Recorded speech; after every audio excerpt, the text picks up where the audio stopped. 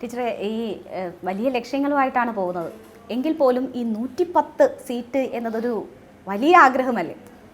അതിൽ വലിയ അതിശയോക്തിയില്ല. കാരണം 2019 അന്നത്തെ പാർലമെൻറ്റ് തെരഞ്ഞെടുപ്പ് കണ്ടപ്പോൾ എല്ലാവർക്കും ഒരു വല്ലാത്ത ആഗ്രഹം ഉണ്ടായിരുന്നല്ലോ, ഇടതുപക്ഷത്തെ ഇതിനോട് കുഴിച്ച് മൂടിക്കളയാമെന്ന്.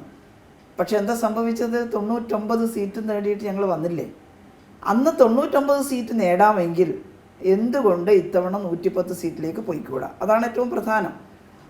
ഞങ്ങൾ പറയുന്നത്, ഞങ്ങളുടെ എല്ലാ നിയോജക മണ്ഡലത്തിലും പരിശോധിച്ചാൽ 100 കണക്കിന് കോടി രൂപയുടെ വികസന പ്രവർത്തനങ്ങളാണ് വന്നിട്ടുള്ളത്. എല്ലാ നിയോജക മണ്ഡലത്തിലും അവിടുത്തെ PWD റോഡുകൾ നല്ല മനോഹരമായി മെക്കാടം ചെയ്യാത്തൊരിടമില്ല എന്ന് പറയും. ഇനി അപൂർവം കുറച്ച് ബാക്കിയുണ്ട്, അതില്ലെന്ന് പറയുന്നില്ല. അപ്പോൾ അതുകൂടി ചെയ്യണമെങ്കിൽ ആര് വരണം?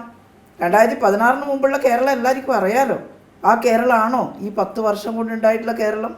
എന്തോ ഒരു പ്രകടമായ മാറ്റമാണ്. ആശുപത്രികൾ എത്ര മനോഹരമായിരിക്കുന്നു, സ്കൂളുകൾ എത്ര സുന്ദരമായി മാറിയിരിക്കുന്നു, എന്തെല്ലാം പുതിയ പദ്ധതികൾ സ്ത്രീകൾക്കും അതുപോലെ തന്നെ ഓരോ വിഭാഗം ആളുകൾക്കും വേണ്ടി കൊണ്ടുവന്നിരിക്കുന്നു.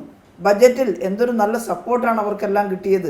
എല്ലാവരും ആഗ്രഹിക്കുന്നത് മുഴുവനായിട്ടില്ല, പക്ഷേ ഒരു കൊച്ചു സംസ്ഥാനത്തിന് സാധിക്കുന്നതിൻ്റെ അങ്ങേയറ്റം 93,000 കോടി രൂപ കേരളത്തിൽ ക്യാപിറ്റൽ ഇൻവെസ്റ്റ്മെൻറ്റിന് വേണ്ടി കിഫ്ബി നീക്കി വെച്ചിരിക്കുന്നു. 35,000 കോടി രൂപയുടെ വർക്ക് പൂർത്തിയായിരിക്കുന്നു. എല്ലാ നിയോജക മണ്ഡലത്തിലും കിൻഫ്രയുടെ പാർക്കുകൾ, പുതിയ ഇൻവെസ്റ്റ്മെൻറ്റ് മീറ്റ് നടത്തിയിട്ട് ബഹുമാനായിട്ട് മിനിസ്റ്റർ രാജീവ് ഇല്ല, അദ്ദേഹം പറഞ്ഞില്ല എത്ര കോടികളുടെ നിക്ഷേപ കേരളത്തിലേക്ക് വന്നത്. കേരളത്തിൽ ഇപ്പോൾ റിവേഴ്സ് മൈഗ്രേഷൻ നടക്കുകയാണ്.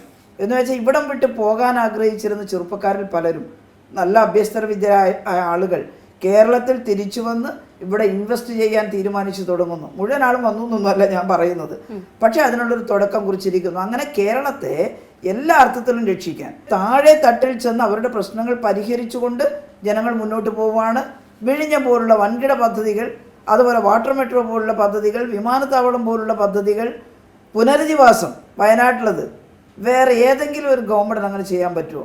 എവിടെയെല്ലാം വെള്ളപ്പൊക്കം ഉണ്ടായി, എവിടെയെല്ലാം ഉരുൾപൊട്ടലുണ്ടായി, ഒഴുകിപ്പോയവരെവിടെ, ഒഴുകിപ്പോയ ഭൂമി എവിടെ? ഇങ്ങനെ ഒരു ടൗൺഷിപ്പ് പോലെ മനോഹരമായിട്ടൊരു പുനരധിവാസം ഏത് ഗവൺമെൻറ്റാണ് നടത്തുന്നത്? അതുകൊണ്ട് ഞങ്ങൾ ജനങ്ങളോട് പ്രതിബദ്ധതയുള്ളവരാണ്.